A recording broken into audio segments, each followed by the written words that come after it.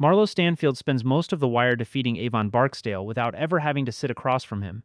He takes Avon's corners, he survives Avon's soldiers, he turns Avon's own trap against him, and remains standing when the collapse inside the Barksdale organization sends Avon back to prison. Eventually, he controls the entire West Side. By the time Marlo reaches the height of his power, the Barksdale organization has been reduced to memories, prison sentences, and a few old soldiers trying to survive under a new name. Avon appears to be finished.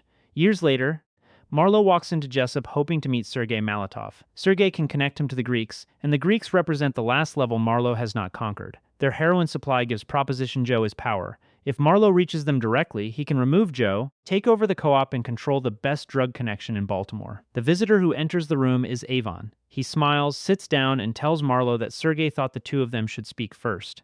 Marlo has conquered Avon's territory, outlasted his organization, and continued growing while Avon remained behind a prison wall. None of that helps him now. Inside Jessup, Avon is still an authority figure. Marlo needs something. Avon controls access to it, and the price is $100,000 sent to Avon's sister. For one scene, the entire balance of their relationship reverses. That scene is the closest the wire comes to giving Avon a victory over Marlo. It cannot erase the war Avon lost. It gives Avon something more satisfying than revenge. Marlo has to acknowledge that taking a man's corners does not erase the man. Avon still has a name, relationships, and influence in a place where Marlo expected him to be powerless. Marlo defeats Avon's empire. Avon survives Marlo's victory and makes the new king pay a toll. Their rivalry begins in Season 3 with two very different ideas about power.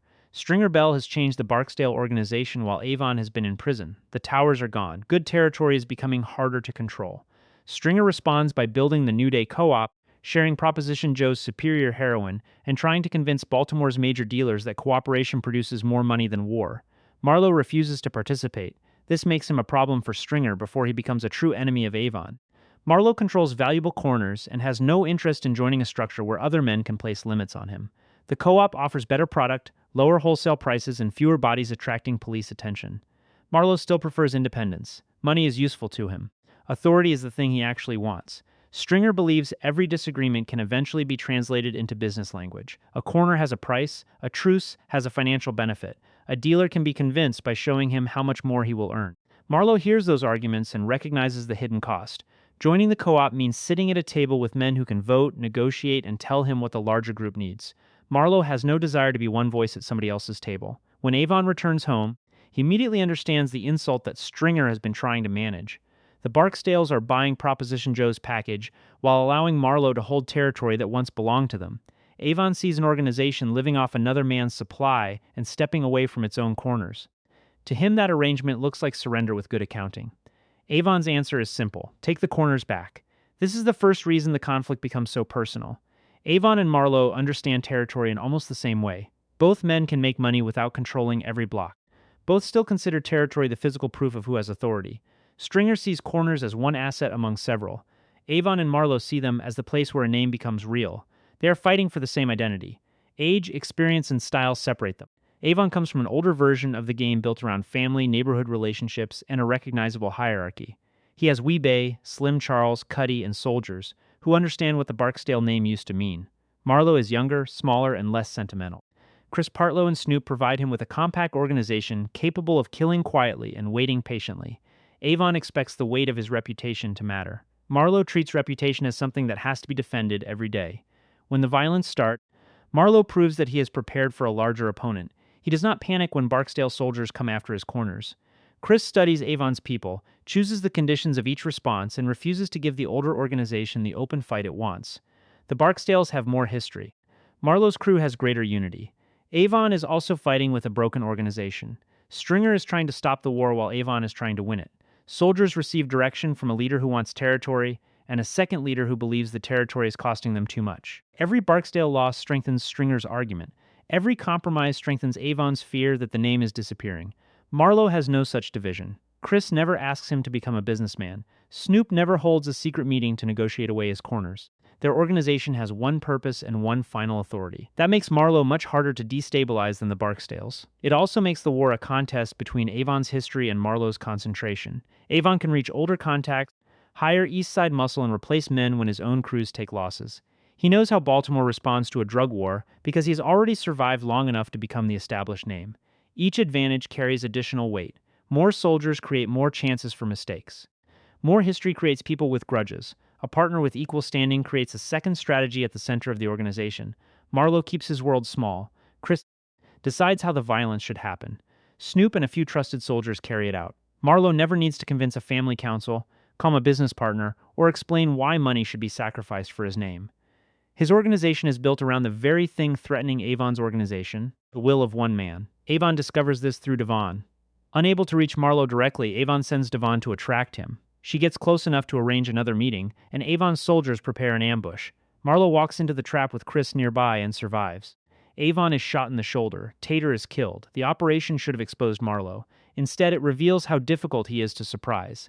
He allows Devon close enough to make Avon believe the plan has worked, while Chris watches the situation and prepares for an attack. Marlo answers by killing Devon.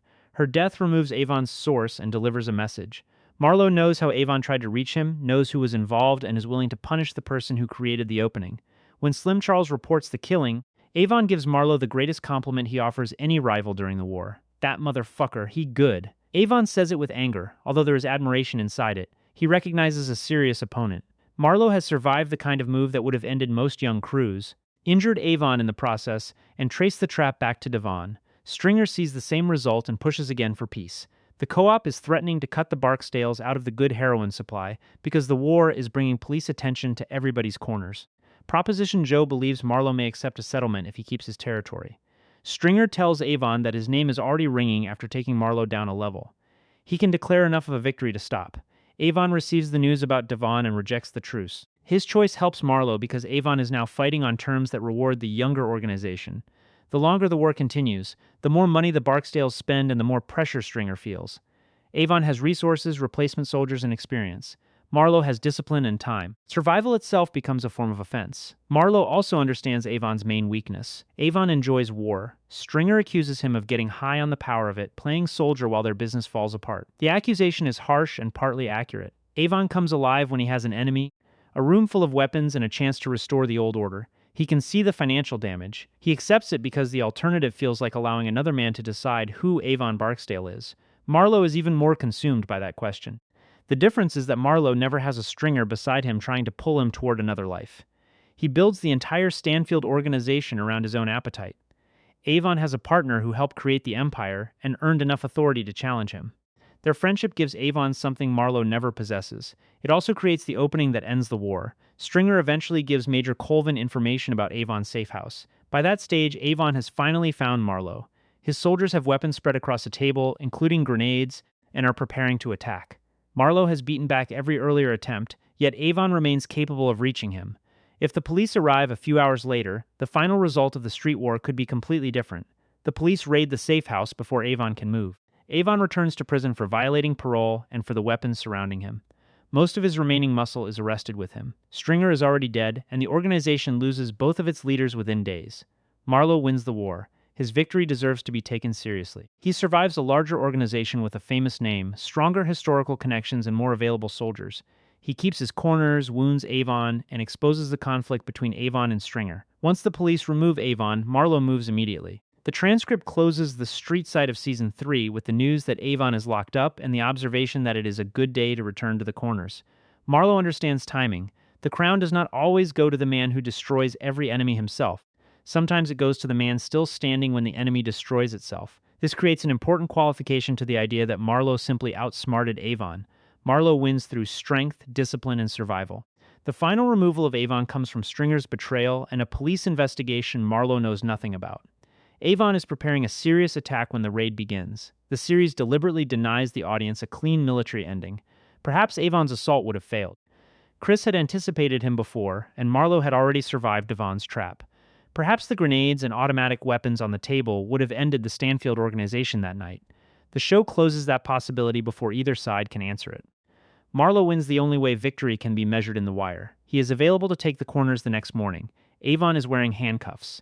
The absence of a final shootout does not weaken the victory. It reminds us that street empires are often decided by pressure coming from several directions at once. Season 4 shows the full size of Avon's defeat.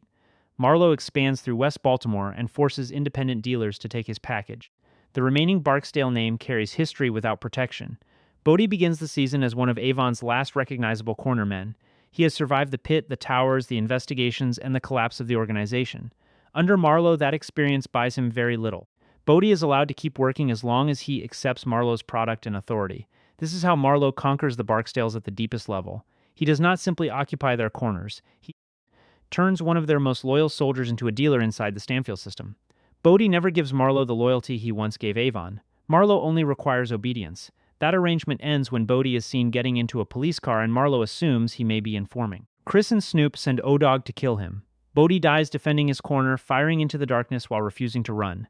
His death completes a transfer that began when the towers fell. The old Barksdale world has lost its buildings, leaders, soldiers, and rules. Marlo's people kill quietly, hide bodies in vacant houses, and erase the public evidence of conflict. Avon wanted his name attached to his territory. Marlo creates territory where people disappear before their deaths can be counted. Marlo also begins learning from Proposition Joe. Joe brings him into the co-op, teaches him how to launder money, introduces him to Levy, and helps him understand how power can move beyond the corner. Stringer once wanted Marlo to join this world. Marlo refused while membership would have required accepting Stringer's authority. He enters later from a position of strength after taking the West Side and making the co-op court him. He has beaten Avon and reached the business education Stringer wanted. By season 5, Marlo wants the one thing Joe keeps above him. Joe controls the connection to the Greeks. Every co-op member depends on that supply, and Joe uses his relationship with Spiros to remain essential. Marlo can dominate the meetings, kill rivals, and control the West Side. As long as Joe stands between him and the source, another man still controls a door Marlo cannot open. Marlo begins sending money to Sergei in prison to get onto his visitor list. Sergei worked with the Greeks before his arrest. Reaching him offers a path around Joe. The plan is intelligent, quiet, and completely in character. Marlo learns the structure, identifies the person who controls access, and goes around the man who expects gratitude. He fails to account for Avon. Sergei receives money from a West Baltimore dealer he does not know and asks Avon about it. That detail reveals the kind of influence Avon still has. He is serving a long sentence. His street organization is gone. He remains connected enough that another serious prisoner consults him about West Side business. When Marlo arrives expecting Sergei, Avon takes the seat. He opens with surprise and immediately makes the hierarchy clear. Whatever business Marlo wants through the Russians has to pass through him. He calls himself an authority figure inside the prison and jokes that everybody comes to him for help or advice. The humor matters. Avon is relaxed in front of the man who took everything he once controlled. There is no threat to kill Marlo and no speech about revenge. He has already read the entire plan. Marlo wants Sergei. Sergei can provide a line to the Greeks. The Greeks allow Marlo to remove Proposition Joe and the East Side dealers from the connection. Avon explains Marlo's strategy back to him before Marlo says anything. This is the moment Avon defeats him. The defeat has clear limits. Marlo leaves the prison, reaches Sergei, and eventually reaches the Greeks. Avon does not recover a single corner. He does not rebuild the Barksdale organization. He chooses to charge for the door because he knows Marlo can continue after paying. Still, Marlo has to pay. Avon asks for $100,000 to be sent to Brianna. He wraps the demand in West Side loyalty, saying the West Side should stick together and that he has nothing except love for West Side men. The line is funny because Marlo's rise required tearing Avon's West Side organization apart. Avon allows the old conflict to become bygones once he has established that Marlo still needs his word. The amount creates a possible echo of Avon's past. During the East Side versus West Side basketball game in Season 1, Proposition Joe talks Avon into doubling their wager to $100,000. Joe wins after bringing in a ringer. Years later, Marlo is trying to remove Joe from the Greek connection and Avon charges him the same amount. The show never confirms that Avon chooses the number as a private joke or a way of recovering that old basketball loss, so it should remain an interpretation. The symmetry still fits. Joe once took $100,000 from Avon by understanding Avon's pride. Avon now takes $100,000 from Marlo by understanding Marlo's ambition. In both cases, the loser can afford the money. The painful part is being read so easily. Marlo accepts the price. Avon ends with, "The game is the game." Marlo answers, "Always." That exchange gives them a shared language. Each man understands what happened. Avon had leverage and used it. Marlo had a larger goal and paid the cost. There is no humiliation in Marlo's response because he respects power when he encounters it. The humiliation exists in the larger picture. The king of Baltimore has entered a prison to ask for access, and the former king decides whether the visit continues. Avon wins through the exact kind of power Marlo never fully understands. Marlo's power comes from fear, control, and the removal of anyone who might challenge his name. Avon's power also includes relationships. Sergei speaks to him. Slim Charles remains loyal to what the Barksdale organization represented. Avon can send money to Brianna. Even prison has become a community in which he has a position. Marlo creates very few relationships that can survive his immediate control. Chris is deeply loyal, although that loyalty ends with Chris serving life in prison. Snoop is killed by Michael. Monk is arrested. Proposition Joe mentors Marlo and receives a bullet once Marlo no longer needs him. Cheese betrays Joe to improve his position, and Slim kills Cheese as soon as Marlo leaves the game. Every relationship around Marlo becomes a transaction, a threat, or a corpse. Avon has caused plenty of death and betrayal himself. His love for family does not save D'Angelo. His bond with Stringer ends with Avon giving Brother Malzone enough information to reach him. There is no clean moral victory here. Avon simply understands that power can live inside a network of people.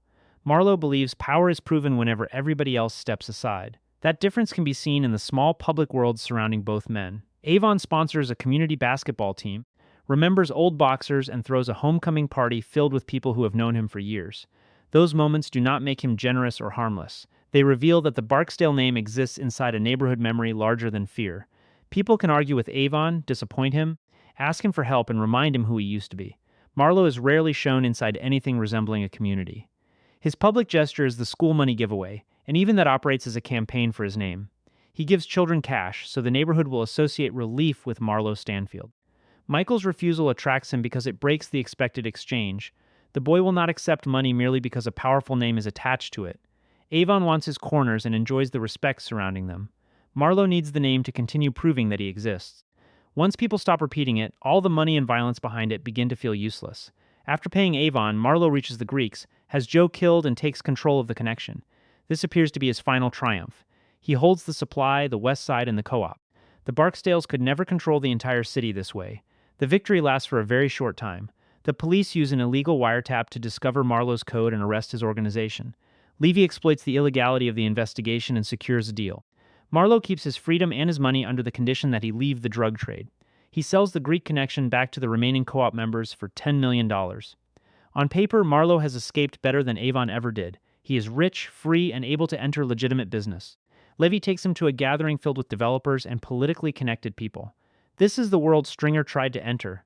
Marlo reaches it without being cheated by Clay Davis or murdered inside one of his own buildings. His success even contains one more insult to Avon. The former Barksdale Empire could never secure a direct line to the Greeks. Marlo acquires it, kills the man who once supplied Stringer, and sells access for a fortune. If victory were measured by the final bank balance, the contest would have ended there. He cannot remain in the room. Marlo leaves the party and returns to a West Baltimore corner. Two young men are telling an exaggerated story about Omar's death. Marlo interrupts them and asks whether they know who he is. They do not. He provokes a fight, disarms them, and sends them running. A knife cuts his arm. Marlo stands alone, touches the blood, and looks down the street. He has won another corner. Nobody is there to see it. The scene finishes the argument that began with Avon. Marlo believed the crown depended on being feared in the street. He killed Junebug over a rumor that Junebug had called him an insulting name. When Omar openly challenged him, Chris kept the message away from him because everyone knew Marlo would risk the organization to answer it. Once Marlo learned the truth, he screamed, "My name is my name." At the end, Omar's name is becoming a legend while Marlo's is already fading. The Greek connection also survives him. The final montage places Slim Charles and Fat-Faced Rick with Spiros. Marlo treated the connection as the last object required to complete his rule. Once he leaves, it moves to other hands and business continues. Slim began as one of Avon's most capable soldiers. He survives Stringer, Avon, Joe, and Marlo, and he ends close to the supply Marlo believed would make him permanent. This does not secretly restore the Barksdale organization. Slim is operating in a different structure, and Avon remains in prison. It does show how badly Marlo misjudged permanence. The connection remembers profit. The street remembers stories. Neither one remains loyal to the man who briefly controlled both. Avon never reaches Marlo's level of wealth. He ends the series in prison. Any claim that Avon wins more than Marlo has to live with those facts. Marlo took his territory, destroyed what remained of his organization, and walked away with millions. Avon wins the part of the game Marlo valued most. His name still opens a door. His word still carries a price. Marlo has to enter Avon's world, sit across from him, and accept his terms. Avon has lost his freedom without losing his identity. Marlo keeps his freedom after the system removes the only identity he wants. This is why the prison scene feels so satisfying. Avon never pretends the old war did not happen. He knows exactly who Marlo is and exactly what Marlo wants. He has enough confidence to let him continue. Revenge would mean blocking Sergei or arranging for Marlo to be killed. Avon takes the 100,000 because collecting the tax proves everything he needs proved. Marlo can own the West Side and still owe something to Avon Barksdale. The final irony comes from Marlo's own words earlier in Season 5. He says the crown is worth very little if the man wearing it keeps having his property taken. Marlo recovers from every robbery, defeats every rival, and reaches the top. By the finale, the crown itself has been taken from him. The police, Levy, and the plea agreement remove him from the game without putting him in prison. The money remains. The name disappears.